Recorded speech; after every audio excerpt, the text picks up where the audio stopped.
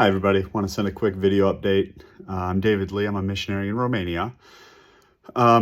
Today is April 10th and tomorrow morning I'm going to get up early and do my taxes.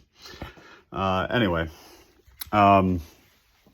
here in my garage here in Romania, since the war started, we've been very involved with sending aid into Ukraine. When the war started, an American missionary couple were already with us in our home, Todd and Vera Gallagher. And so they kind of got us started in all of this. But our regular ministry is going on as well this week. So we work with adoptive families here in Romania. This week we have 8 couples starting with us for adoption for this month. So thank you for your prayers and your support. And those of you that have known us for a long time. Our ministry has gotten more visibility, more traction as far as visibility goes because of the war in Ukraine. But our adoption ministry goes on all the time. And tomorrow night we also have the program. So we take college students to tutor Gypsy children in how to read. And that's on Mondays. I'm going to that tomorrow as well. But anyway, as far as Ukraine goes, here in my garage, we have $20,000 worth of medicine, medical supplies. A lot of it is cold medicine. People, both civilians, non-combatants, and also other people are outside a lot, so they need lots of cold medicine. And then even we've been sending a lot of trauma kits, and we even were able to purchase adrenaline to go into some of those kits. Adrenaline to wake somebody up after a cardiac arrest, whether if it's a missile strike on civilians. That's mostly who we're taking care of. So I am trying to get supplies, especially to Christian nonprofit workers and pastors who are staying behind to care for their people, because these people, these workers are on the front lines, but they're not being supplied by any military entity. So I'm trying to get them well taken care of. Most of this particular shipment was purchased by Todd Gallagher, my partner and friend. Another thing, some of Todd's friends from the Baptist Church, they're in Venetia. Maybe you heard me talking about how as soon as the war started, they volunteered. And a few of them were even in a firefight, unfortunately. Russian saboteurs were trying to parachute in, and they engaged them. And it was very sad. These guys, in their 30s with families, and they never wanted to fight. They never wanted a war, but it came to them. And amongst the churches in Ukraine, a Ukrainian pastor was telling me just yesterday how there's quite a debate going on, and there are people changing. During communism, many churches became very pacifist here in Eastern Europe. The idea is we don't want to engage the government. We don't vote. Don't get involved in military politics, anything like that.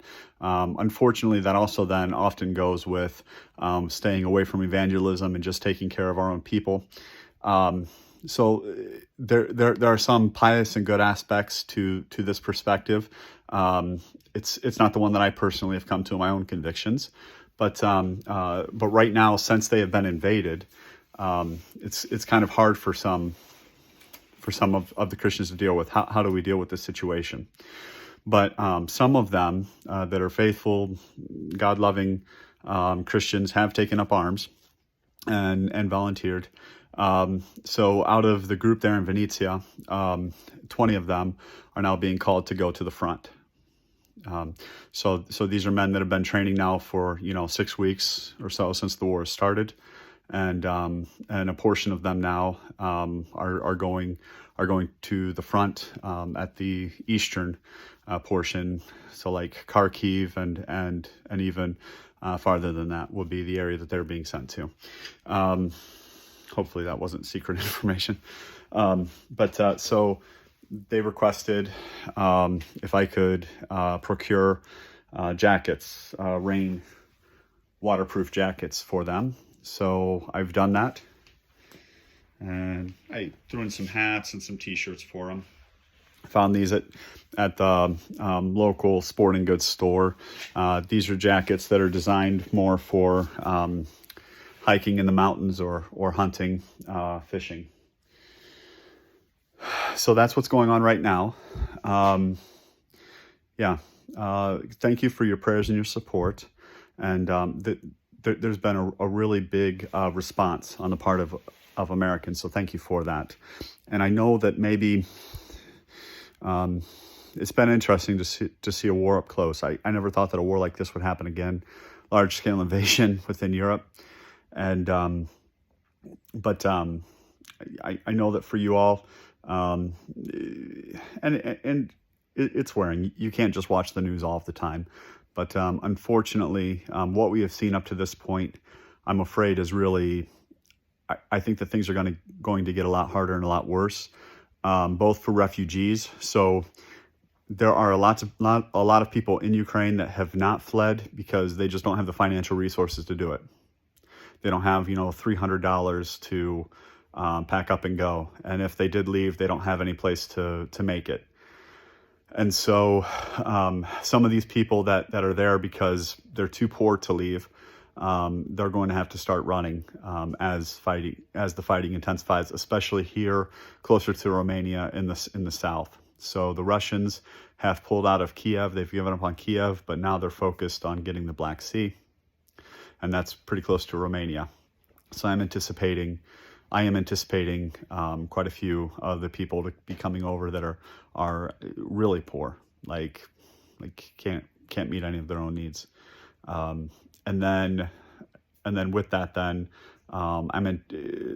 soldiers are gathering. Russia's gathering for a very large assault, and the Ukrainians are sending able-bodied men, especially men that don't have wives and kids.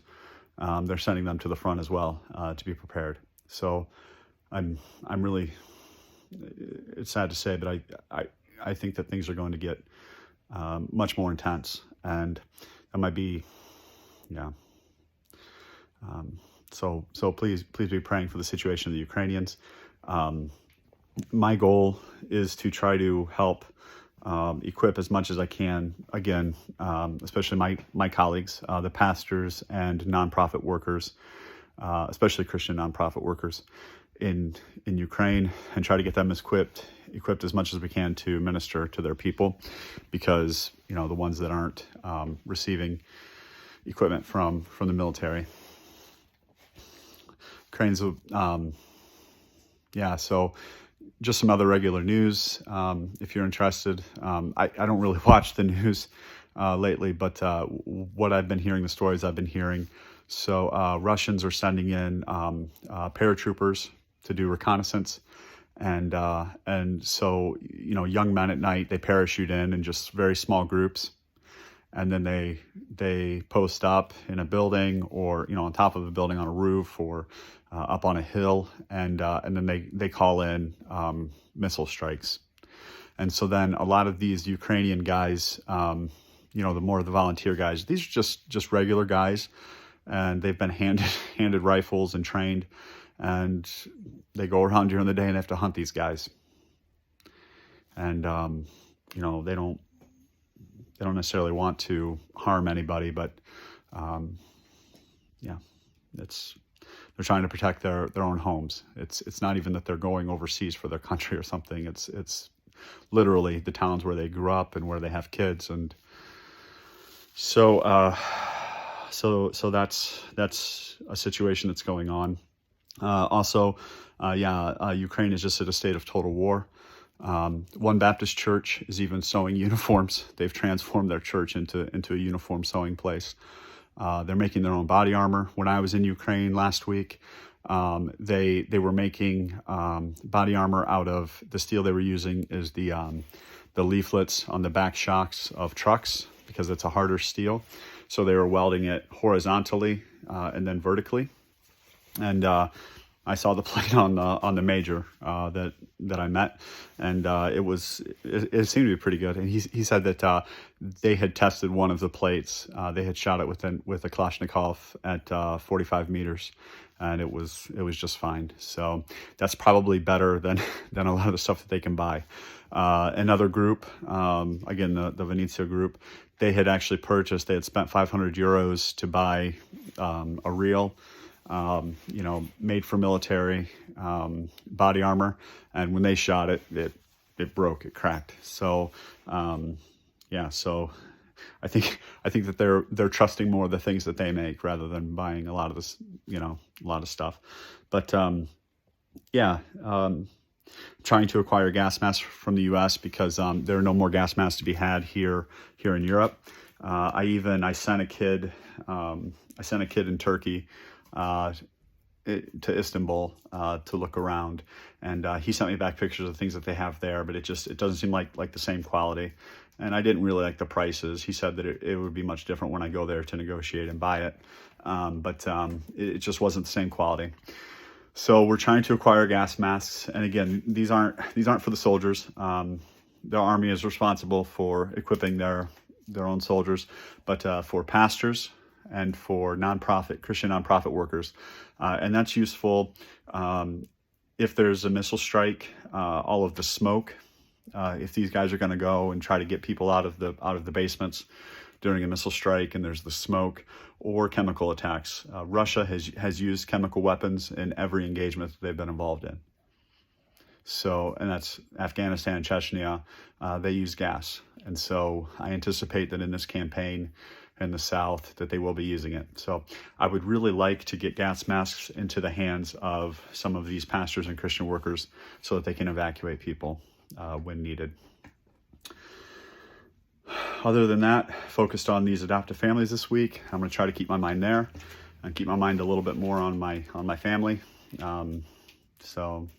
But yeah, I've enjoyed being involved here. As far as for the refugees, I've kind of taken on the role of kind of a fixer and arranging logistics on transports. I've helped. We've been able to help over a dozen Christian nonprofits and also churches with the paperwork to be able to take in their own humanitarian aid. Also, people have contacted us who needed help with immigration, gotten them in touch with immigration lawyers here in Romania, so Romanian immigration lawyers, doctor's stuff. So a lot of times people will contact us when they have a refugee in their home that's having medical stuff, or a Christian ministry has sent us to two of their people that they've been housing, but when they had medical stuff, they needed a little bit of help to find doctors and hospitals to take care of them. So that's kind of what we have going on here. My family's doing okay. It's been stressful for them. I've been gone a lot, like working 7 days a week, from morning until night. But I've been doing that to keep the adoption ministry going, and then at the same time taking care of Ukraine stuff. Thank you very much for your prayers and your support, and please, feel free. I always enjoy getting an email of encouragement. So if you want to, please be in touch. God bless. God save Ukraine.